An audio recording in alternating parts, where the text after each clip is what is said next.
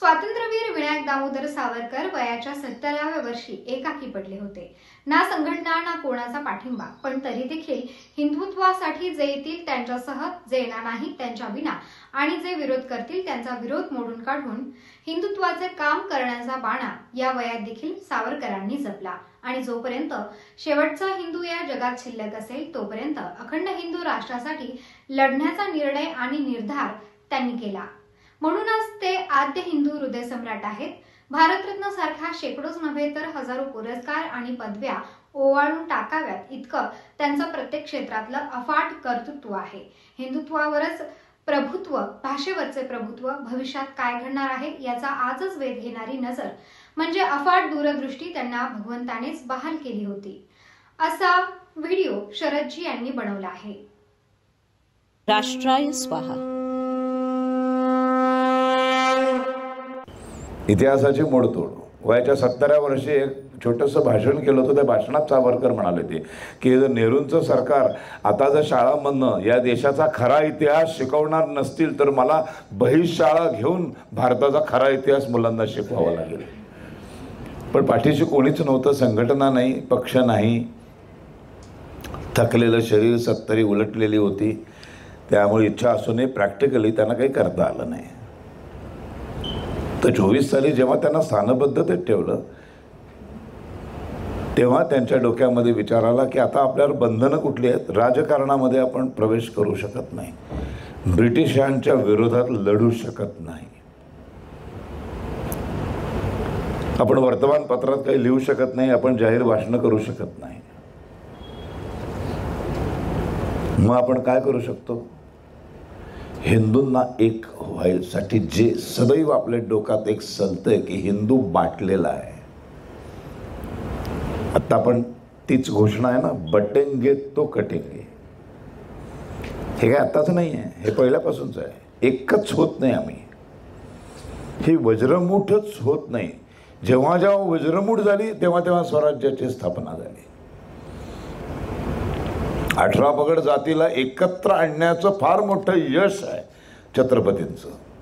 छत्रपतींना स्वराज्य तेव्हा स्थापन करता आलं जेव्हा तिने 18 पगड जातीतल्या भिंती मोडून, भेदभाव संपून, द्वेष संपुष्टात आणून सगळ्यांना एकत्र आणलं आणि मराठा समाज निर्माण केला। मराठा म्हणजे 96 कुळी मराठा नव्हे, जो आता ते आंदोलनं करतात त्यातलं नाही, त्याचा काही संबंध नाही। हा मराठा कुठला?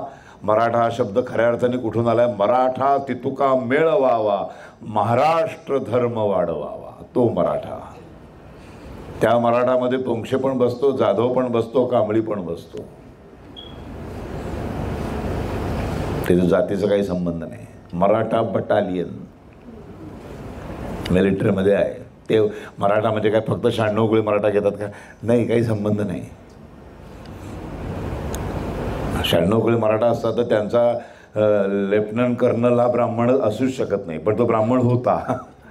याचाच अर्थ काय की मराठा या शब्दाचा अर्थ 96 कुळी मराठा असं होतच नाही। मग सावरकर म्हणाले की आता या स्थानबद्धतेचा सर्वात उत्तम उपयोग हिंदू समाज संघटित करण्यासाठी करून घ्यायचा। आणि मग तात्यारावांनी कामाला सुरुवात केली। आता बरोबर 100 वर्षापूर्वी जा, कल्पनाच करावी लागणार आहे आपल्याला। आत्ताची परिस्थिती इतकी भयंकर आहे तर 100 वर्षांपूर्वी पारतंत्र्यातल्या देशात काय परिस्थिती असेल? या जाती कोणी निर्माण केल्या? या जाती खरोखरच होत्या का? या जाती आल्या कुठून? जन्माला येण्यावर जात असते का? जात म्हणजे नेमकं काय? ह्या सगळ्यावर काम करायला माणसाने सुरुवात केली, कारण ह्याच्यावर बंधनच नाही आहे, ब्रिटिशांनी टाकलेलं नाही आहे। आता इमॅजिन करा की एक विनायक दामोदर सावरकर जाती संपवायला निघालेला, तो स्वतः आहे कोकणस्थ ब्राह्मण।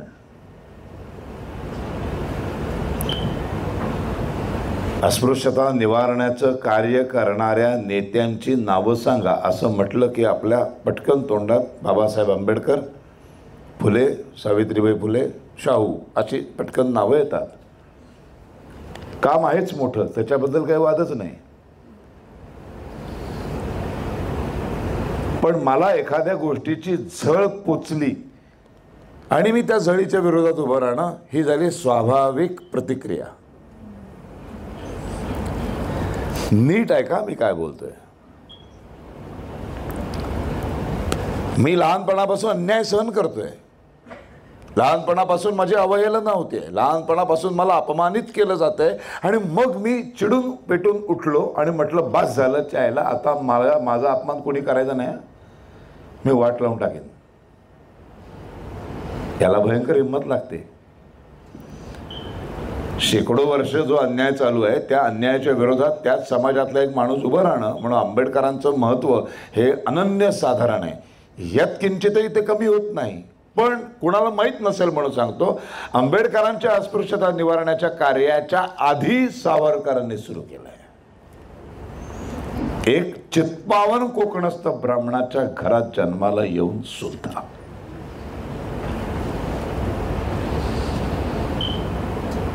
दोन्हीकडनं विरोध आहे, हे लक्षात घ्या. ज्या समाजाच्या उद्धारासाठी भंगीवाड्यामध्ये, महारवाड्यामध्ये, कुंभारवाड्यामध्ये, लोहारवाड्या वाड्या असायच्या, अशा तुम्ही कोकणामध्ये आजही आहे ते एकेका समाजाच्या वाड्या आहेत, त्याचे संघटित होऊन राहतात.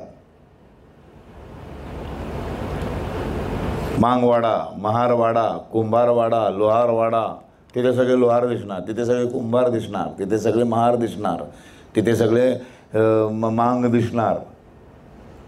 अशा वाड्यांमध्ये एक धोतर नेसलेला एक चित्पावन विनायक दामोदर सावरकर अचानक एक दिवस आला. काय प्रतिक्रिया असेल त्यांची?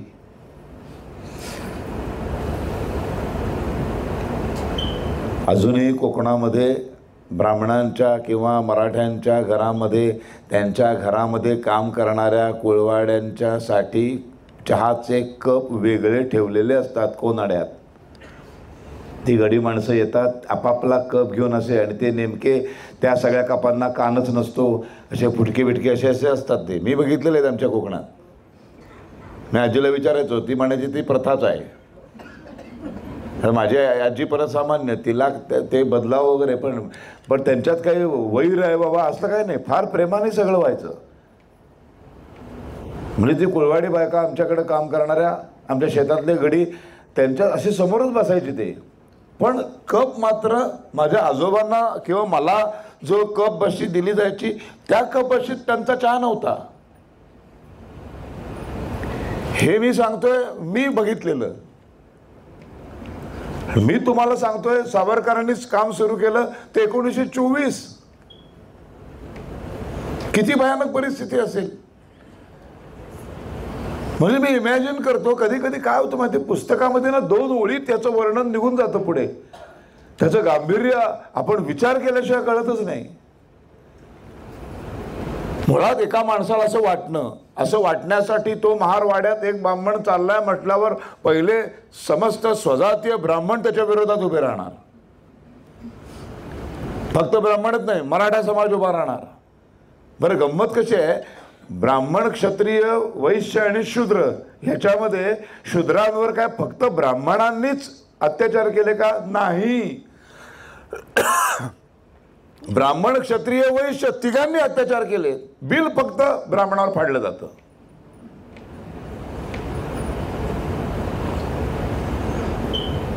म्हणजे मनुवादी मनुवादी मनुवादी जे म्हटलं जातं, तो मनु लिहिणारा, मनुस्मृती लिहिणारा महर्षी मनु हा ब्राह्मण नाही आहे, क्षत्रिय आहे. ज्यांनी रामायण लिहिलं ते वाल्मिकी कोण आहेत?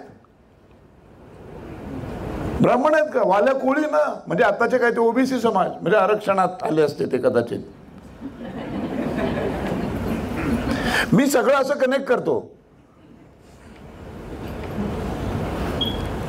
लिहिलं ना त्यांनी.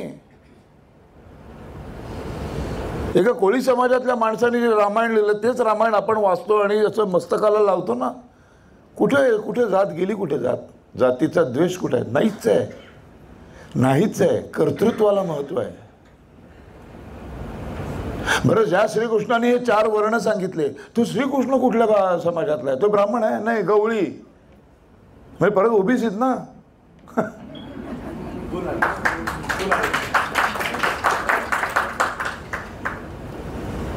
म्हणजे वाल्मिकी ब्राह्मण नाही, महर्षी मनु ब्राह्मण नाही, तो 4 वर्ण सांगणारा श्रीकृष्ण ब्राह्मण नाही. चायला शिव्या फक्त त्या ब्राह्मणाला पडतात.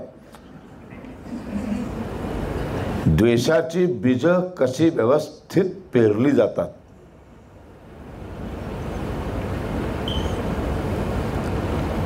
सावरकरांना ही सिस्टीम मोडायची होती. राष्ट्राय स्वाहा.